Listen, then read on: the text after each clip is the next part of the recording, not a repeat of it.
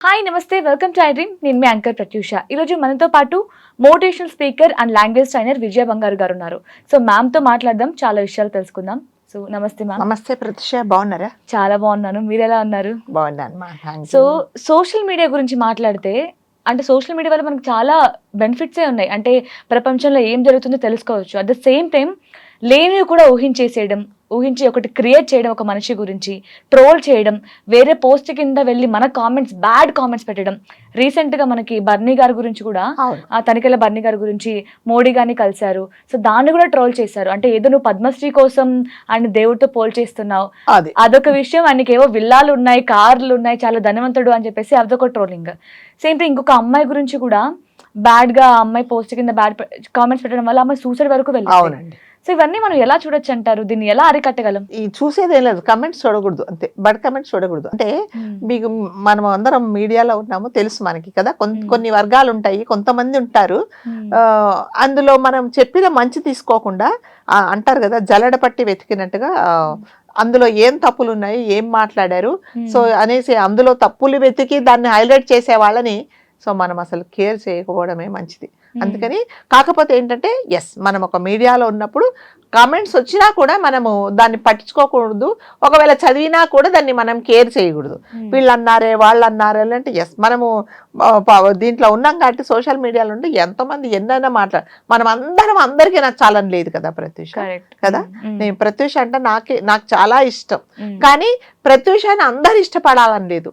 అట్లాగే మేడం అంటే మీకు ఇష్టం, కానీ మీకు ఇష్టమైనంత మాత్రం అందరు యాంకర్లకు ఇష్టమని లేదు కదా. కాబట్టి మనం ప్రతి ఒక్కరిని సాటిస్ఫై చేయలేము.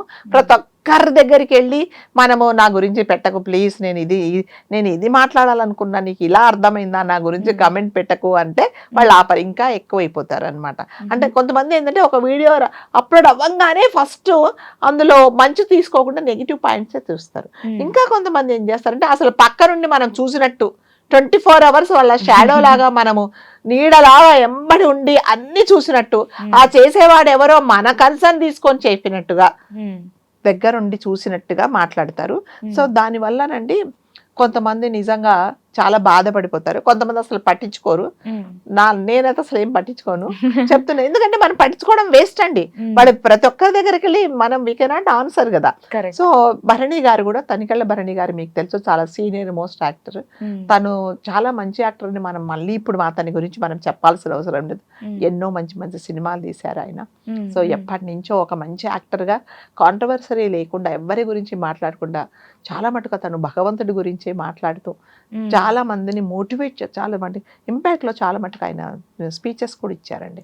సో చాలా అంటే జనరల్గా ఈ ఇండస్ట్రీలో తనికెళ్ళ భరణి గారు అంటే ఒక పెద్ద మనిషి. సో ఇతను ఎవరికైనా నలుగురికి మంచి చేసేతను, నలుగురికి మంచి చేసేతను, మంచి చెప్తాడు. ఏదైనా మనం ఒక సమస్యతో వెళ్తే ఈయన తనకు తోచిన సలహా ఇస్తారు అనేది ఒక మంచి పాజిటివ్ టాక్. ప్లస్ అతను నైజం కూడా అంతే, చాలా ఉత్తమమైన ఇది, చాలా దైవభక్తి గల అతను. ఆయన ఏం చేశారంటే మొన్న మోదీ గారు వచ్చినప్పుడు ఆయనను కలిసేసి అంటే ఆయనను చేతులు ఇలా ముద్దు పెట్టుకొని చాలా ఎమోషనల్ అయిపోయారనమాట. ఎంత ఎమోషనల్ అయిపోయారంటే ఆయన కలిసి వచ్చిన తర్వాత నా జీవితం ధన్యమైపోయింది. నేను ఒక రాముణ్ణి, కృష్ణుణ్ణి, శివుణ్ణి చూడలేదు, కాదు అలాంటి ఒక వ్యక్తిని నేను చూశాను. నేను చాలా అదృష్టవంతుణ్ణి, నా జీవితం ధన్యమైపోయింది, ఆయన చేతిలో నేను ముట్టుకున్నాను. సో నేను చాలా బ్లెస్డ్ అనేసి తన ఎమోషన్ ఏదుందో అది ఆయన ట్వీట్ చేశారు. జనరల్గా మనమైతే నిజంగానే కదా, నిజంగా ఆయనని వెళ్ళి కలవడం అనేది ఎంత భాగ్యం ఉంటేనే కలుస్తారు కదా. మనకు ఆ భాగ్యం లేదే. భరణి గారిని ఆయనని కలిశారు కాబట్టి భరణి గారిని కలిసి కనీసం ఆయన చేతులు మనం ముట్టుకుంటే కూడా మనం కూడా ధన్యులమే అనేసి మనం అందరం ఒక పాజిటివ్ థింకింగ్లో అనుకుంటాం. భగవంతుడిని చూసినట్టుగా ఉంది అని ఎందుకు అనుకున్నారంటే, సో ఆయనని ఒక పాజిటివ్గా చూశారు కాబట్టి ఆయన ఒక ఎమోషనల్గా ఆయన పోస్ట్ పెట్టారు. కొంతమంది అంటే కొన్ని కమ్యూనిటీస్ ఏం చేశాయంటే దీన్ని నెగిటివ్గా రాయడం మొదలుపెట్టాయి. ఏమని, నీవు చాలా కష్టపడి వెళ్ళి కలిసావు, మరి ఆయనను కలవడానికి నువ్వు ఎంత ఇన్ఫ్లుయెన్స్ చేసావో ఏంటో, మామూలుగా నేను మీరు కలవలేము, ఆయనను కలవడానికి నువ్వు ఎంత కష్టపడ్డావో, ఎన్ని సంవత్సరాల నుంచి కష్టపడ్డావో, కాబట్టి ఆయనను ఎన్ని కలవడం అనేది చాలా ఇది.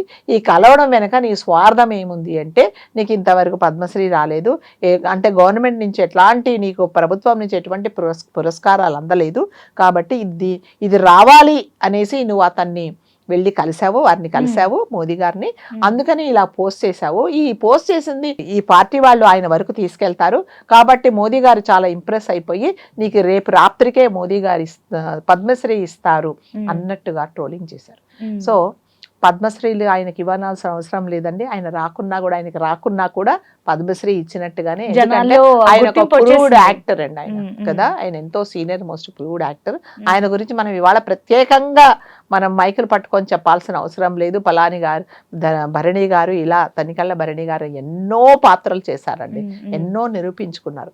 ఆయనకు కోట్లు ఉన్నాయి అంటే, అవునండి, కష్టపడ్డాడు, సంపాదించుకున్నాడు. ఆయన ఏమి ఎవరిని మోసం చేసి ఏం సంపాదించుకోలేదు. ఆయనకు విల్లాలు ఉన్నాయి, చాలా డబ్బులు ఉన్నాయి. ఎవరి దగ్గర డబ్బులు లేవండి, అందరి దగ్గర డబ్బులు ఉన్నాయి, చాలా విల్లాలు ఉన్నాయి, కోట్లు ఉన్నాయి అంటే ఎస్, కష్టపడుతున్నారు, ఆయన సంపాదించుకుంటున్నారు. ఎవరన్నా మోసం చేశారా, లేకపోతే ఎవరికైనా వేరే మాటలు చెప్పారా, ఎవరిదన్నా కబ్జాలు చేశారా, చేయలేదు కదా. అంటే కొంతమంది ఏంటంటే అమ్మా, ఎంతసేపు వచ్చి మళ్ళీ చెప్తున్నా కదా, మళ్ళీ నెగిటివ్ గానే ఆలోచించడం అనమాట. సో ఆయనను అనడము అనేది చాలా తప్పండి అది అసలు. సో ఆయనకు వచ్చినా రాకపోయినా ఇట్ మేక్స్ నో డిఫరెన్స్ ఆయనకి కదా. ఇవాళ వచ్చినంత మాత్రాన ఆయన ఎగిరి గంతేసేది లేదు, రానంత మాత్రాన అయ్యో నాకు రాలేదే, నేను అంటే ఇంకా నేను నటన నేర్చుకోవాలేమో అని నేర్చుకునేదైతే ఏమీ లేదు. ఆల్రెడీ ఆయన తల పండిపోయిన ఆయన అన్ని నేర్చుకున్నారు. కాబట్టి మళ్ళీ చెప్తున్నా, అంటే ట్రోలింగ్స్ అనేవాళ్ళు, కొంతమంది ఈ ట్రోల్ చేసేవాళ్ళు ఏంటంటే పని పాట లేక చేస్తున్నారు. అంటే దీనివల్ల కొంతమంది హర్ట్ అవుతున్నారు. ఈ మధ్య రీసెంట్గా ఒక అమ్మాయి ఒక అబ్బాయి ఇద్దరు పెళ్లి చేసుకోవాలనుకున్నారు. అనుకున్నప్పుడు అతనికి వాళ్ళ ఫ్యామిలీలో, ఆ అబ్బాయి వాళ్ళ ఫ్యామిలీలో ప్లస్ అతనికి కూడా HIV ఉందని చెప్పేసి ఈ అమ్మాయి తల్లిదండ్రులకు తెలిసేసి, లేదు అతన్ని పెళ్లి చేసుకోవద్దు అని అమ్మాయిని చెప్పారు. ఆ అమ్మాయి కూడా సరే అనింది. అయితే ఈ అబ్బాయి ఏం చేశారంటే కోపంతో, అంటే వేరే అబ్బాయితో పెళ్లి కుదిర్చారు, నన్నే పెళ్లి చేసుకోవని చెప్పేసి. అంటే మనుషులు చెప్తున్నా కదా ప్రత్యూష, ఎంత దుర్మార్గంగా తయారైపోయారంటే, నువ్వు నా కోసమే పుట్టావు, నా కోసం పుట్టావు కాబట్టి నేను అంటేనే నువ్వు ఊపిరి పీల్చుకోవాలి, లేకపోతే నీ ఊపిరి నేను బంద్ చేసేస్తాను, నువ్వు ఊపిరి పీల్చుకోవడానికి వీల్లేదు అన్నట్టు జనాలు తయారైపోయారు. అట్లాగే ఆ కుర్రోడు కక్షతో చాలా కోపంగా వెళ్ళి ఆ అమ్మాయికి ఒక HIV పేషెంట్ బ్లడ్ అతనికి అమ్మాయికి ఇంజెక్ట్ చేశాడు. చేయగానే ఆ అమ్మాయి చాలా కంగారు పడిపోయింది, హాస్పిటల్ తీసుకెళ్లారు. సరే ఆ కేసు ఏమైనా చాలా సున్నితంగా వాళ్ళు పరిష్కరించుకున్నారు, అయిపోయింది.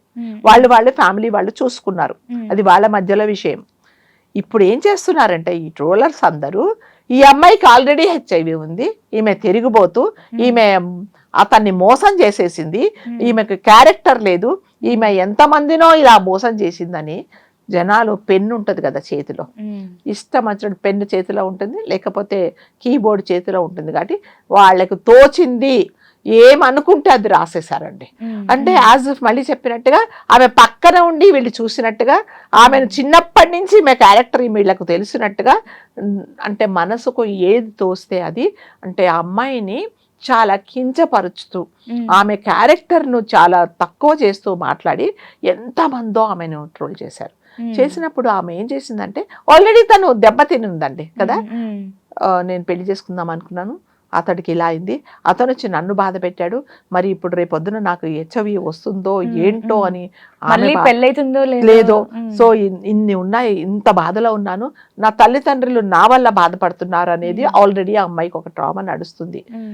అది ఉన్నప్పటికీ ఈ అమ్మాయి ఏం చేసిందంటే చాలా డిప్రెషన్కి వెళ్ళిపోయి ఒంటరిగా కూర్చొని ఈ అమ్మాయి గురించి ఎవరెవరు బ్యాడ్గా కామెంట్ చేస్తున్నారు అవి చదవడం, పదే 24 గంటలు ఆ వీడియో ఆన్ చేయడము, ఈమె గురించి రాసింది చదవడం, ఇలా చేసి ఆ మైండ్ అంతా తన ఏంది ఎక్కించుకుందంటే, తలంతా దేనితో నిండిపోయిందంటే, నేను చెడ్డదాన్ని, నేను మంచిదాన్ని కాదు, నన్ను అందరూ ఇలా అంటున్నారు, నేను ఉండి వేస్ట్ అనేసి ఆ అమ్మాయి తన ప్రాణాలు తీసుకుందండి, సూసైడ్ చేసుకొని చనిపోయింది. దీనికి ఎవరండి బాధ్యత? ఎవరి బాధ్యత? నిజంగా హెచ్ఐవి ఎక్కించిన అతను కూడా కాదు, తల్లిదండ్రులు కాదు, ఎవరు బాధ్యత అంటే ఈ సొసైటీ కదా. ఈ సొసైటీ ఆ అమ్మాయిని చంపేసింది అనమాట.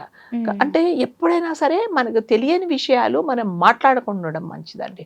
అనవసరంగా మనం కమెంట్ చేసి అమ్మాయి జీవితాన్ని ఎవరు నాశనం చేశారంటే మళ్ళీ చెప్తున్నా, ఈ జనాలే, ఈ బ్యాడ్ కామెంట్ చేసేవాళ్ళే. కాబట్టి అంటే సలహా ఏంటంటే అసలు మనం పట్టించుకోకూడదండి. బ్యాడ్ కామెంట్స్ అనేది అసలు పట్టించుకోకూడదు. ఒకవేళ చదివినా కూడా నిజంగా మంచి కామెంట్ అయితే, మంచిగా ఎవరైనా మమ్మల్ని విమర్శిస్తే వాళ్ళు మంచి హృదయంతో, మేడం ఇది మీరు కరెక్ట్ చేసుకోండి, మీరు ఇలా మాట్లాడారు, సో ఇలా ఇది మీరు పొరపాటున అన్నారు, మీరు కరెక్ట్ చేసుకోండి అన్నప్పుడు ఎస్ మనం నిజంగానే కరెక్ట్, అది సద్విమర్శ. అట్లాగే అమ్మ యాంకర్ నువ్వు ఇలా ఇదేదో నువ్వు మాట్లాడేటప్పుడు ఫ్లోలో ఇలా అన్నావు, ఇలా అనకూడదు అన్నప్పుడు ఎస్ అవునా అనేసి మళ్ళీ మనం మాట్లాడుకుంది ఒకసారి రివైజ్ చేసుకొని ఎస్ నెక్స్ట్ షూట్ లో మనం మాట్లాడకుండా ఉంటాం కదా, అది మంచి విమర్శ. అంతేగాని మీరు ఇలా అనవసరంగా చూసినట్టు వాళ్ళ క్యారెక్టర్ మీరు మాట్లాడితే మరి ఒక నిండు ప్రాణాన్ని తనకు బలైపోయింది కదా. దీనికి అందరికి ఎవరు కారణం అంటే మళ్ళీ సొసైటీని. కాబట్టి కానీ అంటే మీరు చెప్తున్నారు కదా కామెంట్స్ చూడొద్దు, దాన్ని మనసుతో తీసుకోవద్దు అని చెప్తున్నారు. బట్ అది సెలబ్రిటీస్ కి సాధ్యం అవుతుంది కానీ కామనర్స్ కి అసలు సాధ్యం కాదు మ్యామ్. అంటే మనం ఎవ్రీ మినిట్ కి మనకు వచ్చే కామెంట్స్ చూస్తూ ఉంటాం, దాన్ని పర్సనల్ గా తీసుకుంటూ ఉంటాం. ఒకవేళ మనం తీసుకోకపోయినా మన ఫ్యామిలీ చూస్తూ ఉంటుంది కదా, సో చూసి అవన్నీ కూడా నువ్వు ఇలా చేయడం బట్టే నీకు బ్యాడ్ కామెంట్స్ వస్తున్నాయి. అవునండి, దాంట్లో బ్యాడ్ కామెంట్స్ ఎందుకు వస్తున్నాయంటే నేను చేసింది నీకు నచ్చలేదు, మరి మంచి కామెంట్స్ రాసే వాళ్ళు కూడా ఉన్నారు కదా. ఇప్పుడు ప్రతి ఒక్కరి దగ్గరికి వెళ్ళి నేను అదే చెప్తున్నా, కాదు నేను ఈ ఉద్దేశంతో మాట్లాడాను, దయచేసి నన్ను ట్రోల్ చేయకండి అంటే వింటారా? వినరు. ఫ్యామిలీ వాళ్ళు ఎప్పుడు అన్నారండి ప్రత్యూష, ఎందుకంటే వాళ్ళ అమ్మాయి ఏంటో తెలుసు, వాళ్ళ అమ్మాయి ఏం మాట్లాడిందో తెలుసు. సో వాళ్ళ అమ్మాయి మాట్లాడిన దాంట్లో ఎవరో ఇతని వాళ్ళు దాన్ని వెతికి దాన్ని బ్యాడ్ గా కామెంట్ చేసినంత మాత్రాన ఫ్యామిలీ వాళ్ళు ఇంకా సపోర్ట్ చేస్తారు. నువ్వు పట్టించుకోసారి ఫ్యామిలీ కూడా మనకి రివర్స్ అవుతుంటుంది. ఆ సిచువేషన్ లో మనం ఎలా డీల్ చేయాలి? అప్పుడు ఏం చేయాలంటే ఫ్యామిలీకి వాళ్ళ పిల్లల మీద ఫస్ట్ ఆఫ్ ఆల్ నమ్మకం ఉండాలి కదా. నమ్మకం లేకపోతే నీ పిల్లలను నీ ప్రత్యూషను వాళ్ళ అమ్మ వాళ్ళ నాన్నగారే నమ్మకపోతే ఇంకెవరు నమ్ముతారు కదా.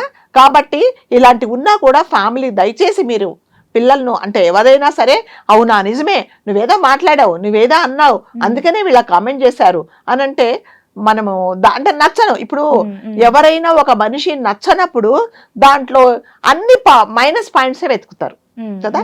నచ్చింది అనుకోండి నేను సర్దుకుపోతా, అయ్యో ఈ రోజు ఇలా మాట్లాడింది ఏంటి ఈ అమ్మాయి, ఫోన్లో ఏదో పాపం చాలా ఎన్ని షోలు చేసిందో ఏమో, ఈ రోజు ఫ్లోలో ఏదో ఒక మాట మాట్లాడింది, నెక్స్ట్ టైం నేను సర్దుకోమని చెప్తాను కదా. అదే నాకు నచ్చలేదు అనుకో, నేను అదే హైలైట్ చేస్తా, అదేంటి ఇలా ఎందుకు మాట్లాడింది, ఇది తప్పు కదా అని చేస్తాను. కాబట్టి ఈ ట్రోలింగ్స్ ఈ కామెంట్స్ గురించి మనం పట్టించుకోకపోవడం. ఎస్ సెలబ్రిటీస్ అంటారా, వాళ్ళు దేనికి వాళ్ళు చెలించరు కాబట్టి అంటే వాళ్ళకి ఇట్ మేక్స్ నో డిఫరెన్స్. ఇప్పుడు తనికెళ్ళ భరణి గారు అన్నారు, ఆయన వరకు వచ్చిందో లేదో కూడా తెలియదు కదా. అంటే కావాలని ఒక మనిషిని టార్గెట్ చేసినప్పుడు మీరు అన్ని మైనస్ పాయింట్సే మాట్లాడతారు కరెక్ట్ కదా. కాబట్టి ఇలాంటివన్నీ ఏమీ పట్టించుకోకపోవడమే మంచిదండి.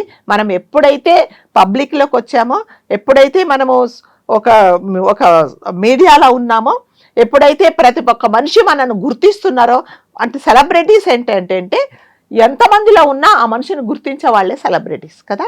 చిరంజీవి గారు ఎక్కడున్నా గుర్తిస్తారు కదా. అట్లాగే ఇంకొకరు ఎవరో XYZ వాళ్ళను చూడంగానే గుర్తిస్తారు. సో మామూలు వాళ్ళని ఎవరు గుర్తించరు, ఎందుకంటే వాళ్ళు 24 గంటలు ప్రజలతో ఉంటారు కాబట్టి వాళ్ళను సెలబ్రిటీస్ అని అంటారు. కాబట్టి వాళ్ళు అవన్నీ ఏం పట్టించుకోరు, అలా పట్టించుకుంటే అసలు జనాలలోకే రారు. కాబట్టి మామూలుగా సామాన్య ప్రజలు కూడా ఎవరైతే మీడియా రంగంలో ఉన్నారో, ఎవరైతే నిజంగా ఎవరి గురించైనా ఎవరైనా మాట్లాడితే పట్టించుకోకపోవడమే మంచిది. ఎప్పుడు పట్టించుకోవాలంటే ఎస్ మనం ఏమైనా కరెక్ట్ చేసుకునేది ఉంటే తప్పకుండా కరెక్ట్ చేసుకోవడం విషయంలో మాత్రమే మనం పట్టించుకోవాలి. నైస్ మ్యామ్, చాలా చక్కగా ఎక్స్ప్లెయిన్ చేశారు. Thank you so much.